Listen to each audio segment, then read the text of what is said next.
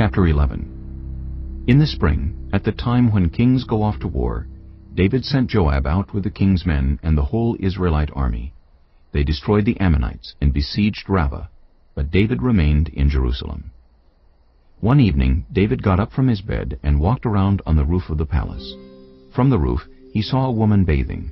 The woman was very beautiful, and David sent someone to find out about her. The man said, "She is Bathsheba, the daughter of Eliam, and the wife of Uriah the Hittite." Then David sent messengers to get her. She came to him, and he slept with her. Now she was purifying herself from her monthly uncleanness. Then she went back home. The woman conceived and sent word to David, saying, "I am pregnant." So David sent this word to Joab, "Send me Uriah the Hittite." And Joab sent him to David. When Uriah came to him, David asked him how Joab was, how the soldiers were, and how the war was going. Then David said to Uriah, "Go down to your house and wash your feet." So Uriah left the palace, and a gift from the king was sent after him. But Uriah slept at the entrance to the palace with all his master's servants, and did not go down to his house. David was told, Uriah did not go home. So he asked Uriah. "Haven't you just come from a military campaign? Why didn't you go home?" Uriah said to David, "The ark in Israel and Judah are staying in tents, and my commander Joab and my lord's men are camped in the open country. How could I go to my house to eat and drink and make love to my wife? As surely as you live, I will not do such a thing."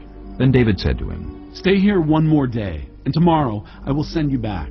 So Uriah remained in Jerusalem that day and the next. At David's invitation he ate and drank with him, and David made him drunk. But in the evening Uriah went out to sleep on his mat among his master's servants. He did not go home. In the morning David wrote a letter to Joab and sent it with Uriah. In it he wrote, "Put Uriah out in front where the fighting is fiercest. Then withdraw from him, so he will be struck down and die." So while Joab had the city under siege, he put Uriah at a place where he knew the strongest defenders were. When the men of the city came out and fought against Joab, some of the men in David's army fell. Moreover, Uriah the Hittite died. Joab sent David a full account of the battle.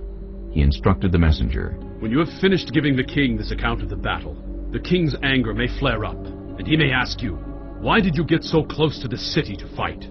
Didn't you know they would shoot arrows from the wall? Who killed Abimelech, son of Jerubbesheth?